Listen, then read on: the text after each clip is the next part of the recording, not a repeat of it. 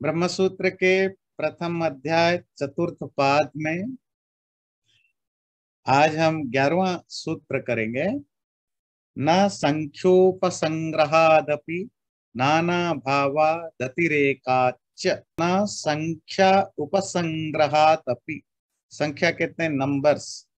Number के statement होने पर भी या नंबर के मेंशन होने पर भी नहीं हो सकता। क्यों?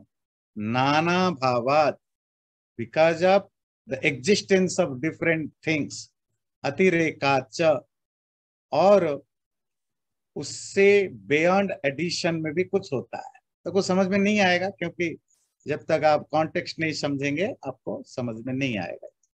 तो कॉन्टेक्स्ट है, पिछले बार हम बात कर रहे थे श्वेताश्वेतर उपनिषद के एक मंत्र जैसा अजामेकाम लोहित शुक्ल कृष्णा। तो उसमें 3 अजों की बात आई। एक अजा फेमिनिन प्रकृति, अकेली जो तीन तीन गुण वाली है, सत्व रज तम, जिसको कलर्स के द्वारा बताया गया, लोहित शुक्ल कृष्ण, जो संसार के अलग अलग चीजों को बनाती है। तो वहां एक शब्द आया एका, अकेली। तो जो शिष्य है उसका क्वेश्चन है, इसका मतलब है जो प्रकृति है वो अकेली ही सृष्टि का कारण है। ये कंफ्यूजन है। तो ब्रह्म की मानने की जरूरत नहीं, कारण अकेला शब्द आया, द सिंगुलरिटी, एका। तो कहीं ये कंफ्यूजन ना हो कि इस यूनिवर्स की क्रिएशन में अकेले प्रकृति का ही रोल है, क्योंकि एका शब्द आया। तो इस कंफ्यूजन को दूर करने के लिए सूत्र कहता है, संख्या का रेफरेंस होने पर भी प्रकृति अकेली नहीं। क्या नहीं हो सकता? प्रकृति अकेला काज नहीं हो सकता। क्यों? नाना भावात, क्योंकि अलग अलग, नाना कहते हैं डिफरेंट, प्लुरलिटी, बहुत सारे कॉजेस की रेफरेंसेस मिलता है, बहुत सारे कॉजेस होते हैं, और वो सब कॉजेस अतिरेकात, वो प्रकृति से एडिशन में है। मतलब प्रकृति तो है, प्रकृति को कोई डिनाई नहीं कर रहा है, पर प्रकृति के अलावा, अतिरेक अलावा एक्स्ट्रा भी दूसरे भी कारण होते हैं। तो मंत्र क्लियर है ना? जो श्वेताश्वेतर उपनिषद है, अजा, एक अजा थी जो दुनिया बनाती है, एक अज पुल्लिंग मैस्कुलिन जो भोगता है, दूसरा अज जो नहीं भोगता। तो जो बाकी 2 मैस्कुलिन अज थे वो आत्मा परमात्मा के लिए, और जो फेमिनिन अजा थी वो प्रकृति के लिए।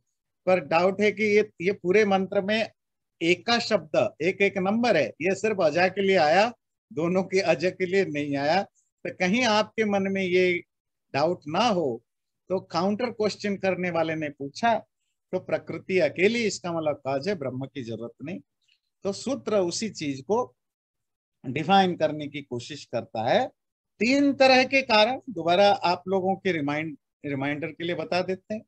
दुनिया में किसी भी चीज को बनाने के लिए आपको 3 कारण या 3 कॉजेस की जरूरत है। एक मटेरियल कॉज, मतलब रॉ मटेरियल जिससे आप कोई चीज बनाते हैं। सपोज आप घड़ा बनाते हैं या फोन बनाते हैं, कंप्यूटर बनाते हैं, तो कंप्यूटर के लिए कुछ रॉ मटेरियल चाहिए। जैसे कि लोहा चाहिए, कॉपर चाहिए, कुछ भी जो भी चाहिए। और हार्डवेयर के रूप में, सॉफ्टवेयर के रूप में आपको प्रोग्रामिंग चाहिए। ये सब रॉ मटेरियल हुआ, इससे कंप्यूटर बनेगा। और अपने आप थोड़े ही बन जाएगा। रॉ मटेरियल रख दिया, सारे घर बनाने के सामान आपने इकट्ठा कर लिया, और घर अपने आप बन नहीं जाएगा ना। कोई बनाने वाला होना चाहिए, और वो बनाने वाला कोई ना कोई चेतन होना चाहिए, कोई जड़ या इनर्ट नहीं हो सकता। आप कहेंगे नहीं आजकल रोबोट से भी हो जाता है। हाँ, रोबोट से भी होता है, रोबोट जड़ है, इनर्ट है, पर उस रोबोट को भी चलाने वाला कोई होना चाहिए, रोबोट की प्रोग्रामर कोई होना चाहिए। आपको, आप कितना मैकेनिकली एडवांस्ड हो जाओ, उस मशीन को भी प्रोग्रामिंग करने के लिए किसी चेतन की जरूरत है। तो जो ऑर्गेनाइज करता है चीजों को, जो प्लानिंग करता है, जिसका विजडम लगा होता है उसमें, उसको हम कहते हैं निमित्त कारण, एफिशिएंट कॉज। इसके बिना नहीं बन सकता। तीसरा होता है जो ऑक्सिलियरी होते हैं, जो हेल्पिंग कॉजेस होते हैं। हाँ, आपको नट चाहिए, बोल्ट चाहिए, मशीन चाहिए, पचासों चीजें चाहिए। आप एक घर बनाते हैं, घर में जो रॉ मटेरियल लगता है वो तो लगता है, उसके अलावा भी बहुत कुछ चीजें चाहिए। जैसे आपको क्रेन चाहिए, लैडर चाहिए, है ना प्रॉपर जूता चाहिए। तो ये सब हेल्पिंग चीजें होती हैं। तो किसी भी दुनिया में चीजों को बनाने के लिए तीन चीजें जरूरी है। और तीसरे जो हेल्पिंग है उनको अगर हम अभी फिलहाल डिस्कशन में नहीं लेते हैं, तो दो चीजें इंपॉर्टेंट रोल करते हैं, निमित्त कारण और उपादान कारण। उपादान मटेरियल कॉज, निमित्त एफिशिएंट कॉज। और ये जरूरी है। और इसकी रेफरेंस, इसकी चर्चा बहुत सारे जगह हो चुका है। तो एक शब्द फिर क्यों आया? वो एक शब्द इसीलिए नहीं आया कि निमित्त कारण को एक्सक्लूड करना है। एक शब्द इसीलिए आया कि उपादान कारण के रूप में, मटेरियल कॉज के रूप में प्रकृति एक ही है। जैसे आप घर बनाते हैं ना, तो एक रॉ मटेरियल नहीं लगता, उसमें पचासों चीजें लगती है। ईंट है, सीमेंट है, लोहा है, आपकी वुड्स हैं, बहुत सारी चीजें लगते हैं। पर संसार को बनाने में एक ही मटेरियल कॉज है, दैट इज द ओनली प्रकृति या प्रधान अजा। उसके बहुत सारे नाम है, अव्यक्त, अक्षर, बहुत सारे नाम है। तो नॉर्मली हम उसको अक्षर या प्रकृति या प्रधान कहते हैं। तो वो जो नंबर है वो उस कॉज की नंबर बता रहा है कि वो जो मटेरियल कॉज है वो कितनी है, वो एक है। बाकी दो कॉजेस तो होते हैं। ब्रह्म भी कारण है और ब्रह्म कारण है। ये वेदांत सूत्र में पहले सूत्र से लेकर अभी तक पचासों बार आया है कि ब्रह्म कैसा कारण है। पहला ही सूत्र है, जन्माद्यस्य यतः नाना भावा। तो क्योंकि अलग अलग कारण हैं। और नंबर 2, अतिरेकाच। जो कारण प्रकृति है वो कारण तो है, वो उपादान कारण है, पर इसके एडिशन में भी दूसरे कारण होते हैं, ब्रह्म इस रूप।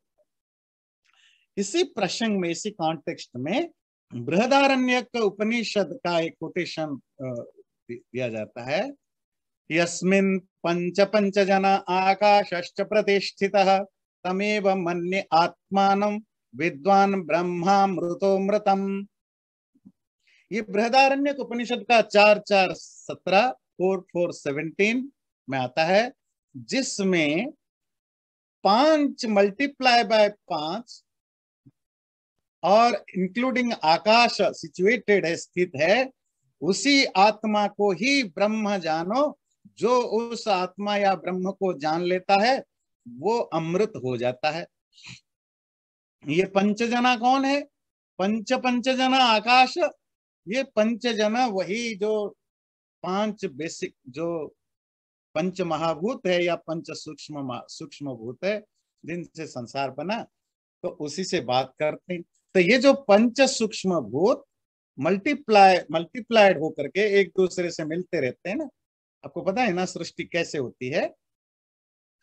जो गुण है, तीनों गुण, वो एक दूसरे से मिलते हैं, कॉम्बिनेशन बनता रहता है, प्रोपोर्शन डिफरेंट होते रहते हैं।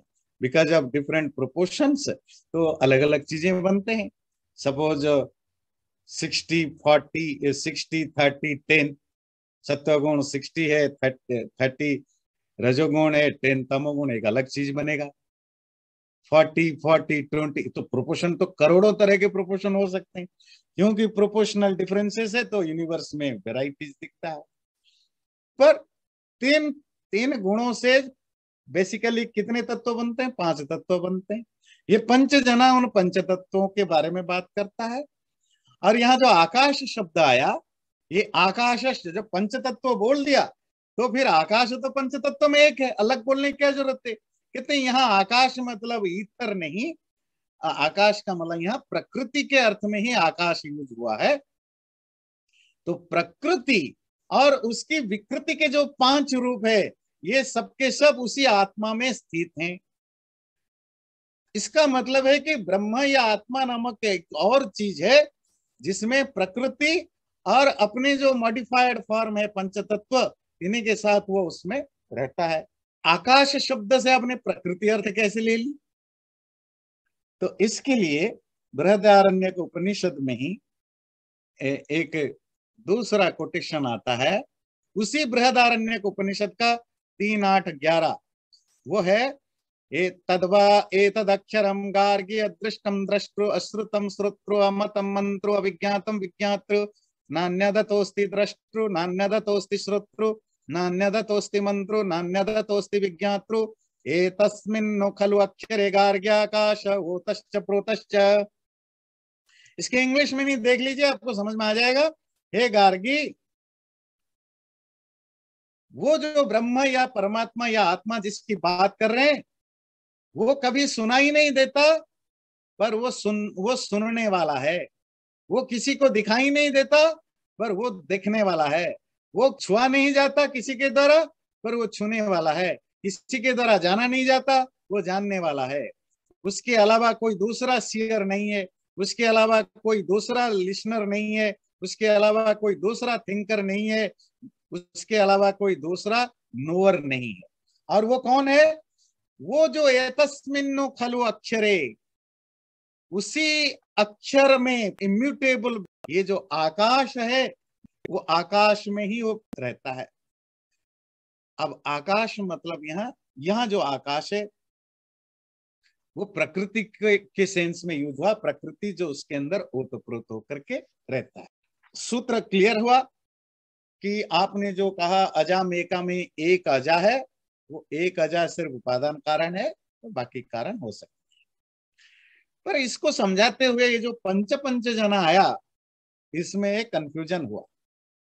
उसमें कंफ्यूजन ये है, ये जो पंचजन, ये एक वैदिक टर्म है। मतलब इवन वेदों में भी ये टर्म आता है, ऋग्वेद में आता है, 3-4 जगह आता है, और वहां पांचजन्य शब्द आता है। ये जो महाभारत में आप देखते हैं ना, कृष्ण के जो शंख है उसका क्या नाम है? पांचजन्य। खैर वो तो एक अलग चीज है, वो एक नाम है। पर वेदों में एक पांचजन्य आता है, वो सोसाइटी को, समाज का नाम होता है पांचजन्य, ह्यूमन सोसाइटी का नाम। जैसे सोसाइटी को संस्कृत में समाज बोलते हैं, इसलिए इसी तरह उसका एक दूसरा नाम होता है पांचजन्य, ये वैदिक टर्म। उसका मतलब है क्या? जिसमें 5 तरह के लोगों का कॉम्बिनेशन। वो 5 तरह के लोग कौन है? ब्राह्मण, क्षत्रिय, वैश्य, शूद्र, 4 वर्ण, और 5वां जो अवर्ण है, जो जो इसके एडिशन में जो वनवास, जो जंगल में रहते हैं, आदिवासी होते हैं, है ना, जिनको 4 वर्णों में, या तो जो सिविल सोसाइटी का जो पार्ट नहीं है ना, वो 5वां वर्ण, 5वें के रूप में। इसी तरह 5 जन, जन तो समझते हैं ना, मनुष्य, इंसान, तो 5 जनों का जो कॉम्बिनेशन है वो पांचजन्य है। वो समाज का एक दूसरा एडजेक्टिव है। अभी तक तो हम यही पढ़ के आए थे, पांचजन्य मतलब 5 जनों का, 5 तरह के लोगों का कॉम्बिनेशन। और यहाँ आया पंच जना, और आपने सीधा कहा कि ये पंच जना जो है पंच महाभूत है। ये कैसे हो गया? तो इसको क्लैरिफाई करने के लिए अगला सूत्र कहता है, प्राणादयो वाक्य शेषात्। ये जो 5 पंच जना, ये कभी प्राण के अर्थ में भी यूज होता है, कभी जनों के अर्थ में भी यूज होता है, कभी महाभूतों के भी अर्थ में भी यूज होता है। बृहदारण्यक उपनिषद में भी प्राणों की बात हुई, और उसका जो सेंस है वो वाक्य के शेष में, वाक्य के मतलब उसकी जो कॉम्प्लीमेंटरी पैसेज है, मतलब उस वाक्य के बाद जो अगला वाक्य है, उससे ये समझ में आएगा कि जो पंचजना प्राण के अर्थ में भी यूज होता है, हुआ है। क्वेश्चन है, ये पांचजन्य तो आज तक हम मनुष्यों के अर्थ में समझ रहे थे, आपने पंचजना का एक अलग अलग अर्थ कैसे दिया? तो सूत्रकार कहता है उसमें कोई प्रॉब्लम नहीं है। क्योंकि ये जो पंचजना वो अलग अलग उपनिषदों में अलग अलग कॉन्टेक्स्ट में अलग अलग अर्थ में यूज हुआ है। जैसे प्राणों के सेंस में भी एक जगह यूज हुआ है, जहां वहां भी पांचजन्य ब्रह्म को ही के अर्थ में यूज हुआ है। देखते हैं वो क्या है। ये बृहदारण्यक उपनिषद का एक कोटेशन है। प्राणस्य प्राणमुत चक्षुषश्चक्षुरुत श्रोत्रस्य श्रोत्रमन्नस्यान्नम मनसो ये मनो विदुते निचिक्युर्ब्रह्म पुराणमग्र्यम्। जो लोग प्राण के प्राण को, the vital force of the vital force, चक्षुषः चक्षु, आंख के आंख को, श्रोत्रस्य श्रोत्रम, कान के कान को, अन्नस्य अन्नम, अन्न के अन्न को, मनसो मन, मन के मन को जान लेता है, समझ लेता है, वो उस पुराण एंशिएंट अग्रियम प्राइमोडियल जो आदि ब्रह्म को जान लेता है। ये बृहदारण्यक उपनिषद 4:4-18। वो क्या भाव है? प्राण के प्राण, मन के मन। आपको पता है, आपने वो केनोपनिषद तो आप पढ़ चुके हो, उसमें भी आया ना कि वो पूछता है तो ब्रह्म कौन है? बोले कान, जिसके कान से जो सुना नहीं जाता है, कान जिसके कारण सुनता है उससे ब्रह्म जानना। आंखों से जो दिखाई नहीं देता पर आंख जिसके कारण देख सकता है उसी को ब्रह्म जानना, ना दूसरों को नहीं जानना। वो पढ़ा है ना केनोपनिषद, 6-7 मंत्र आते हैं। मन जिसको मन सोच नहीं सकता, जो जिसके कारण मन में सोचने की एबिलिटी है उसी को ब्रह्म मानना, उसको नहीं जो दूसरे हैं। इसी तरह का यहाँ भी है। प्राण का प्राण मतलब पहला पहला जो यहाँ आंख है, वो आंख है इंद्रियां, जिसका जो कि आत्मा का इंस्ट्रूमेंट है, जिसके द्वारा आत्मा देखता है। जब किसी ने बोला ये आंख का आंख है, देखिए रेटोरिक एक्सप्रेशन को समझने की जरूरत है। किसी ने बोला ये आंख का भी आंख है, ये बोलते हैं ना लोग, मैं तो उसके बाप का बाप हूं। इसका मतलब ये नहीं कि आप उसके दादा हो,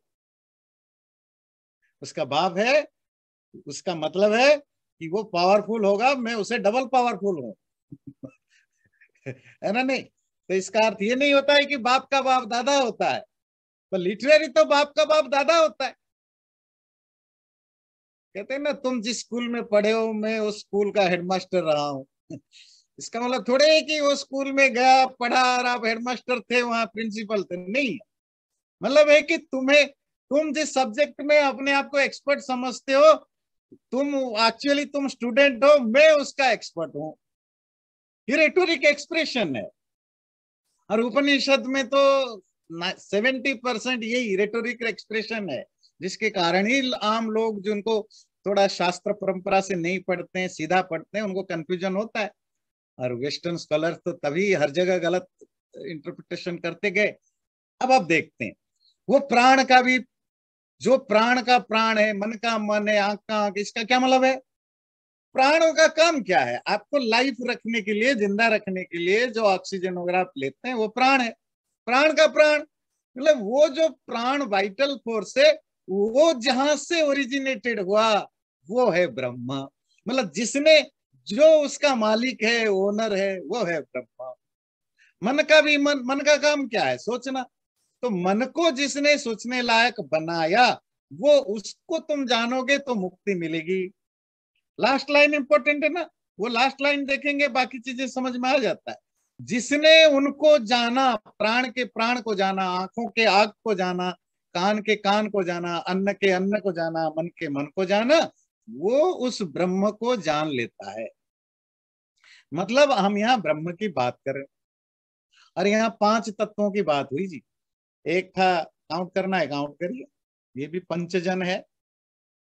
क्या क्या है? प्राण, चक्षु आंख, श्रोत्र कान, अन्न मतलब अनाज ग्रेन 4, मन 5। तो यहाँ ब्रह्म हो गया पांचजन्य। तो यहाँ प्राणों के बारे में बात की गई, पर यहाँ भी 5 ही तत्व हैं। उपनिषद की स्टाइल में, किसी भी उपनिषद की स्टाइल में ये एक स्टाइल है। ब्रह्म को डिफाइन करते समय ये कोई भी रैंडमली 5 चीजें उठा लिया, उसका उद्देश्य नहीं है कि आपको कोई कोई प्रॉपर क्रिएशन की प्रक्रिया समझाएं, नहीं। उपनिषद का सिर्फ उद्देश्य है ब्रह्म को जानो, प्रकृति को जानो। ब्रह्म जो सारे संसार के हर चीज का कारण है, वो प्रकृति जो उपादान कारण, और उस ब्रह्म की उपासना करो जिससे तुम्हें मुक्ति मिलेगी। और वो अलग अलग ढंग से इस बात को करता है। तो इसीलिए जो पंचजन्य की जो बात है, वो पंचजन एक्चुअली अलग अलग जगह अलग अलग अर्थ में यूज हुआ है। यहाँ जैसे प्राण, मन आदि 5 तत्वों के बारे में बात हुई। ज्योतिषैकेशा असत्य अन्ने, ज्योतिषा एकेशाम असति अन्ने। कहीं कहीं अन्न वर्ड के एब्सेंस में ज्योति शब्द का यूज हुआ है। तो इसका क्या सेंस है, क्या मतलब हुआ? अभी जो आपने बृहदारण्यक उपनिषद में पढ़ा ना, प्राण का भी प्राण, आंख का भी आंख, कान का भी कान, अन्न का भी अन्न, मन का भी मन, ये 5 तत्व है। बोले अच्छा ठीक है, आप कहते हो ये जो पंचजन्य है, 5 तत्व जहां आते हैं तो वहां यूज हो जाता है अलग अलग सेंस में। तो समाज के अर्थ में भी हो सकता है, दूसरे अर्थ में भी। शिष्य का क्वेश्चन है, पर उसी बृहदारण्यक उपनिषद के एक दूसरे वर्जन में वहां 5 की जगह 4 शब्द आया है, अन्न शब्द तो वहां है नहीं। अब वो कौन सा है देखते हैं हम। देखिए ये हमने पढ़ा 4 4 18, प्राण का प्राण, आंख का आंख, कान का कान, अन्न यहाँ गायब है। ये देखिए इसमें अन्न है, अन्नस्यान्नम, और इसमें अन्न नहीं है। तो 5 की जगह 4 चीज हो गया।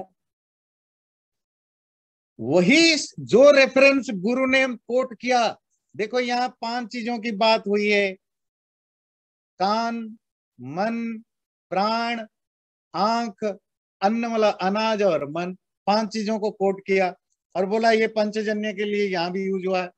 तो शिष्य ढूंढ के उसी उपनिषद का और एक जगह से उठा लिया, बोले यहाँ तो 4 ही है, यहाँ तो 5 नहीं है, फिर कैसे पंचजन्य बनाओगे? वही सेम मंत्र है, एवरीथिंग इज सेम, सिर्फ अन्न वाला हट गया है। तो आप कैसे जस्टिफाई करोगे? तो सूत्र कहता है इस कॉन्टेक्स्ट में रैशनलाइज करने के लिए, ज्योतिषा एकेशाम असति अन्ने, अन्न के ना हो, अन्न पद के ना होने पर उसके नीचे वाले वर्सेस में, उस या उससे प्रीवियस वर्सेस में ज्योति शब्द को लिया जाएगा। मतलब है कि जो कोटेशन आपने दिया 5 के जगह 4 चीजें, जहां अन्न एब्सेंस है, तो वहां तो 4 है, 5 कहां से होगा? बोले नहीं, आप भूल गए, जिस कॉन्टेक्स्ट में ये मंत्र आया है जिसमें 4, 5 की जगह 4 है, उसके ठीक ऊपर वाले मंत्र में ज्योति शब्द को अलग से जोड़ा गया। मतलब यहाँ अन्न की जगह ज्योति लेगा। वो भी देख लेते हैं। ये बृहदारण्यक उपनिषद, वो बृहदारण्यक उपनिषद था 4 4 18, और ये है 4 4 16, मतलब ठीक ऊपर 16 17 18। तद्देवा ज्योतिषाम ज्योतिरायुर्हुपासते अमृतम, वो जो ब्रह्म है उसको देवता लोग ज्योतियों का ज्योति रूप में उपासना करते हैं। तो हो गया भाई, मन का मन, प्राण का प्राण, देखो स्टाइल सेम है, मन का मन, प्राण का प्राण, आंख का आंख, अन्न का अन्न, मन का मन। एक जगह अन्न हट गया, उसकी जगह उसके ऊपर आया ज्योतियों का ज्योति, तो वहां ज्योति आ गया। तो ज्योति का मतलब प्रकाश, जो सूरज है, नक्षत्र है, आग है, ये सब जो ज्योतिष हैं, जो जो है, उनका वही परमात्मा जो है, ज्योतियों का भी वही सोर्स है। तो इसीलिए 5 संख्या पूर्ति होगी जी।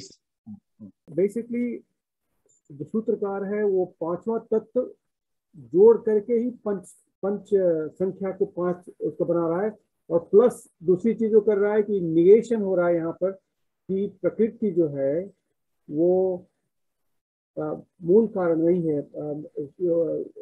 एफिशिएंट कॉज नहीं है। यही यही प्रूव हो रहा है ना यहाँ पर। पहला सूत्र जो आज हमने लिया जी वो था कि प्रकृति, एक उपनिषद का श्वेताश्वतर उपनिषद में जो आया अजा एका, वो एक शब्द पर डाउट हुआ। इसका मतलब कहीं ऐसा तो नहीं कि संसार के बनाने में there is only one cause and that is the aja and प्रकृति।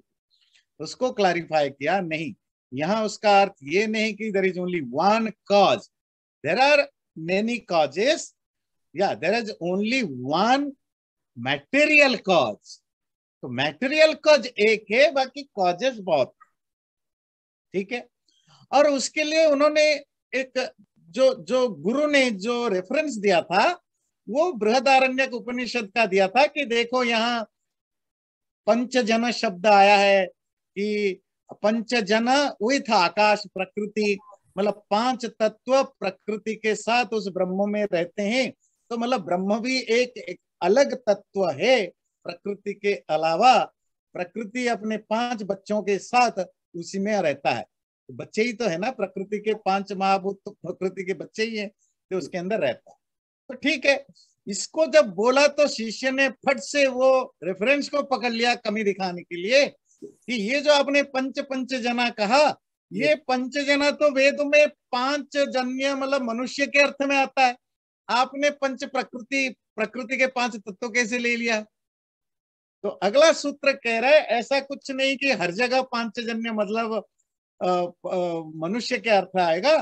कहीं कहीं जहां पंच का कोई सिग्निफिकेंस है वहां पांचजन्य आ जाता है। वहां जन का मतलब पैदा हो, मतलब जन का मतलब मनुष्य नहीं, जन का मतलब पैदा होना। तो पांच तत्व जो बने हैं, और उसके लिए उन्होंने दूसरा एग्जाम्पल दिया कि देखिए ये जो पांच जन है वो आता है मन का भी मन, प्राण का भी प्राण, यहाँ पांच तत्व आए। और ये पांच तत्वों का मूल किसको बताया गया? ब्रह्म को बताया गया। तो जब ये सूत्र से समझाया, फिर शिष्य ने उसमें से एक प्रॉब्लम ढूंढ लिया। बोले अच्छा इसी मंत्र का एक दूसरा वर्जन मिलता है जिसमें चार तत्व है, तो वहां पांचजन्य को कैसे आप जस्टिफाई बोलोगे? तो उन्होंने बोला नहीं, वहां चार तत्व है, पर इसके ठीक ऊपर वाला मंत्र देख लेते तो आपको समझ में आ जाएगा। जो शब्द वहां गायब हो गया है, अन्न वाला हटा दिया है, वो अन्न की जगह ज्योतिष शब्द है। तो पांच अभी भी फुलफिल होता है। तो पांचजन्य जो शब्द है जो प्रकृति के लिए यूज है ब्रह्म के लिए, वो ब्रह्म जो पांच तत्वों का मालिक है, पंच तत्व वाली प्रकृति का, वो अभी भी लॉजिकली प्रूव्ड होता है। ओके, अगला जो आता है कारणत्वेन चाकाशादिषु यथा व्यपदिष्टोक्ते, कारण के रूप में कहीं आकाश आ जाता है, आदि मतलब एक्सेट्रा, कहीं असत नॉन एग्जिस्टेंस से पैदा हुआ आता है, कहीं आग से पैदा हुआ आता है, कहीं आकाश से सृष्टि पैदा हुआ आता है। तो मतलब सच क्या है? उपनिषदों में कहीं आता है प्रकृति से दुनिया बनी, हाँ जी बनी, पर कहीं कहीं आता है आकाश सबसे आकाश से बनी है, जी ये भी ठीक है। पर कहीं कहीं आता है आग से बनी है, ये भी ठीक है। कहीं कहीं आता है पानी से बनी है। तो इतने, और कहीं कहीं ये भी आया है क्या कि असत से बनी है। असत मतलब नॉन एग्जिस्टेंस, मतलब जो हम क्या मानते हैं, यूनिवर्स प्रकृति जब प्रलय स्थिति में होता है, जब डिसॉल्व स्टेट में होता है, तब भी उसका एग्जिस्टेंस खत्म नहीं होता है, तब वो पार्टिकल्स के रूप में होता है, शटल पार्टिकल्स के रूप में, जिसका नाम क्या है? प्रकृति। हम प्रकृति तो उसी को कहते हैं ना। और जो यूनिवर्स है वो नॉन एग्जिस्टेंस से पैदा नहीं हुआ। जैसे गीता में एक श्लोक आता है आपके दूसरे चैप्टर में, ना सतो विद्यते भावो ना भावो विद्यते सतः। कोई भी एग्जिस्टेंस नॉन एग्जिस्टेंस से नहीं आता, और जो एग्जिस्ट करता है वो कभी नॉन एग्जिस्टेंट हो नहीं सकता। तो फिर हम तो देखते हैं पेड़ है मर नष्ट हो गया, आदमी है मर गया, आज पहाड़ है पहाड़ कल नहीं है, ईंट है ईंट नहीं है, तो एग्जिस्टेंस नॉन एग्जिस्टेंस देखते हैं। तो उसका क्या लॉजिक देते हैं कि ट्रांसफॉर्मेशन होता है, जब वो शटल फॉर्म में चले जाते हैं आप कहते हो एग्जिस्ट नहीं करता। एग्जिस्ट नहीं करता मीन्स वो ग्रॉस फॉर्म में नहीं है। ईंट अब ईंट के रूप में नहीं है, ईंट पार्टिकल्स में एटम्स में कन्वर्ट हो गया है, पेड़ पार्टिकल्स में कन्वर्ट हो गया है। That the only meaning. Upanishad जैसा आस्तिक ग्रंथ लिखता है असत्य से दुनिया पैदा हुआ, कहीं कहीं असत मतलब नॉन एग्जिस्टेंस है। तो हम बेचारे शिष्य लोग कंफ्यूज हैं, भाई इतने सारे तरह के बातें आप करते हो। ओके, हम उसका कुछ एग्जाम्पल लेंगे। चलिए पहले तैत्तिरीय उपनिषद लेते हैं। तैत्तिरीय उपनिषद का 2:1 कहता है तस्माद् व एतस्मादात्मन आकाश संभूतः। कहते हैं उस ब्रह्म से सबसे पहले आकाश पैदा हुआ, आकाश से वायु, वायु से अग्नि, अग्नि से जल, जल से पृथ्वी, पृथ्वी से पेड़ पौधे, और पेड़ पौधों से अनाज पैदा हुआ, अन्न से मनुष्य पैदा हुआ। अच्छा चलो, अब हम मान गए आपने कहा, पर आगे जाकर कहता है उसी तैत्तिरीय उपनिषद में असत वा इदम अग्र आसीत ततो वै सदजायत। In the beginning there is only non-existence and from that non-existence existence was born। भाई अभी तो आप उसी सेम उपनिषद में एक जगह बोलता है आकाश से सब पैदा हुआ, अब ये बोले असत्य से। चलो अगला लेते हैं, ये है छांदोग्य उपनिषद।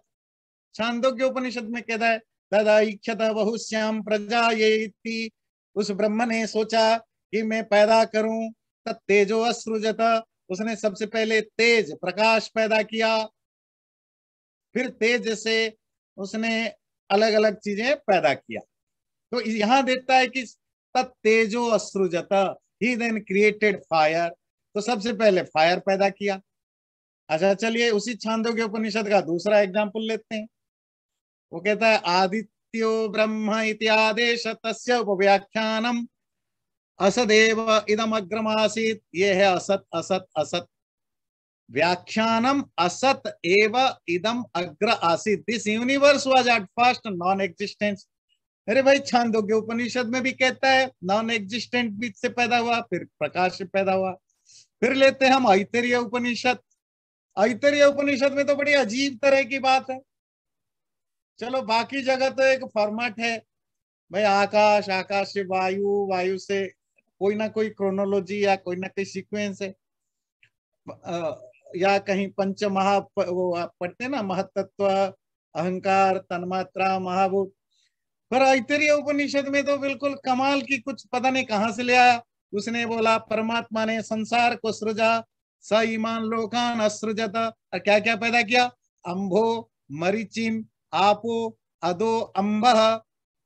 उसने क्या पैदा किया पता है, अंभ मरीचि आप। अब ये क्या चीज है भाई, तो नीचे उसकी एक्सप्लेनेशन दिया that which is beyond heaven that is अंभ।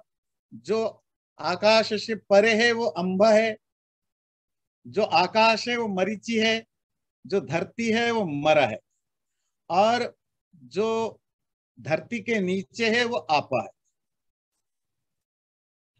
अब ये तो है ना कंफ्यूजिंग ना भाई, तो आप भी कंफ्यूज होंगे।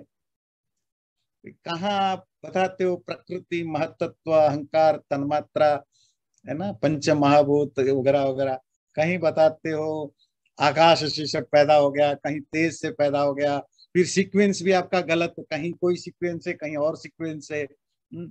फिर आप पता नहीं मरीची आप अंभ कहाँ पैदा ले आए फिर कहीं। तो ये जो इतने सारे कंफ्यूजन है, इसका हम कैसे समझें ना। सृष्टि का क्रम समझ में क्लियर है, क्रम समझते हैं ना, उसकी जो सीक्वेंस है, किसके बाद कौन, फर्स्ट कौन आया, सेकंड कौन आया, थर्ड उसके बाद कौन आया। तो क्रम में भी डिफरेंट व्यूज हैं, और डिफरेंट व्यूज मतलब एक ही उपनिषद में अलग अलग जगह डिफरेंट पॉइंट है। उसकी सोर्स क्या है आपके, तो प्रकृति जो है मैटेरियल कॉज, कहीं मैटेरियल कॉज के रूप में क्या आता है, नॉन एग्जिस्टेंस, कहीं आता है आकाश, कहीं एनर्जी। तो अब इसको कैसे आप बात करेंगे इस पर, तो सूत्रकार कहता है कारणत्वेन च आकाशादिषु यथा व्यपदिष्टोक्तेः। ये जो कारण के रूप में, कॉजेस के रूप में उपनिषद ग्रंथों में जो कॉन्ट्राडिक्शंस दिखता है, वो एक्चुअली कोई कॉन्ट्राडिक्शन नहीं है। क्यों? वो आकाश, वायु, तेज वगैरह वगैरह जो है वो सिर्फ उपलक्षण है, वो कुछ चीजों को रिप्रेजेंट करते। मेन पर्पस तो है ब्रह्म को डिफाइन करना और प्रकृति को डिफाइन करना। बाकी जो आकाश है, तेज है, वो अलग अलग कॉन्टेक्स्ट में वो किसी चीज को रिप्रेजेंट करते हैं। इसको आप ऐसे समझिएगा, एक टीचर क्लासरूम में पढ़ाता है, 40-50 बच्चे हैं, है ना, और एक ही टीचर हो, सपोज फिजिक्स का टीचर है, क्वेश्चन पूछा, 8-10 क्वेश्चन पूछा, एक बच्चे ने 5-7 क्वेश्चन अच्छा दे दिया, तो बोले वाह ये सबसे बढ़िया बच्चा है, रमेश जो है द बेस्ट स्टूडेंट, इमोशनल है, तो बोल दिया। 4-5 दिन के बाद उसी फिजिक्स टीचर ने क्वेश्चन वगैरह पूछा, उस दिन उमेश ने ज्यादा आंसर दिया, A Umesh is the best person of the class. अच्छा, ये तो हो गया, एक ही टीचर एक ही क्लास में अलग अलग दिनों में अलग अलग स्टूडेंट्स को बेस्ट कह देता है। अच्छा, दूसरे टीचर भी है, चलो अब फिजिक्स टीचर ने तो उमेश को रमेश को बोला, पर इंग्लिश का टीचर आया, उसने बोला ये देव जो है अच्छा आंसर दिया, Dev is the best student of the class. अलग अलग टीचर अलग अलग स्टूडेंट को बेस्ट कहते हैं, एक ही टीचर अलग अलग दिनों में अलग अलग स्टूडेंट्स को बेस्ट कहता है। हम लॉजिकली क्या समझे कि कौन बेस्ट है? ब्रह्म सूत्र कहता है तुम्हें हर चीज में लॉजिक ढूंढने की जरूरत नहीं है, कभी कभी आप लोगों के एक्सप्रेशन को भी समझा करो। हर व्यक्ति हमेशा है ना, नहीं, कॉन्टेक्स्ट के हिसाब से कभी कभी भी कुछ चीजें बोली जाती है। उस पर्टिकुलर कॉन्टेक्स्ट में, पर्टिकुलर टाइम पीरियड में एक बच्चे का अच्छा किया तो टीचर ने इमोशनली बोल दिया है द बेस्ट पर्सन। वो थोड़े जा करके सारा ऑफिस में जा करके सारे डॉक्यूमेंट को चेक किया, इस क्लास का सबसे कौन बेस्ट स्टूडेंट है बोला, ऐसा नहीं है। वो एक अलग चीज है। ऑफिशियल एक स्टेटमेंट देना, सब कुछ को ध्यान रख करके कौन बेस्ट स्टूडेंट है, that's a different thing. Emotionally किसी एक पर्टिकुलर कॉन्टेक्स्ट में, पर्टिकुलर टाइम पीरियड में आप किसी को बेस्ट कह देते हो, दैट्स ए डिफरेंट थिंग। इसी तरह उपनिषदों में अलग अलग कॉन्टेक्स्ट में ऋषि बात करते समय उस पर्टिकुलर कॉन्टेक्स्ट में आकाश को कारण बताया, दूसरे कॉन्टेक्स्ट में प्रकाश को बताया, तीसरे कॉन्टेक्स्ट में और किसी को बताया, पर इट डजंट मीन दैट कि ये सब अलग अलग चीजों को बता रहे हैं। क्योंकि उपनिषद के ऋषि का उद्देश्य, पर्पस ये प्रूव करना नहीं है दुनिया किससे बनी है। उपनिषद ऋषियों का एक ही पर्पस है, जैसे टीचर का ये बेस्ट स्टूडेंट कहने का एक ही पर्पस है, टू एनकरेज स्टूडेंट्स, जो अच्छा किया उसको एनकरेज किया जाए। Intention was of that particular teacher in particular moment is to encourage the particular student, not to officially announce who is the best student of the class. इसी तरह उपनिषद के ऋषियों का कोई लेन देन नहीं है कि लॉजिकली वो प्रूव करे, जैसे अभी भी हम बात कर रहे थे, ये उपनिषद ऋषियों का काम नहीं था।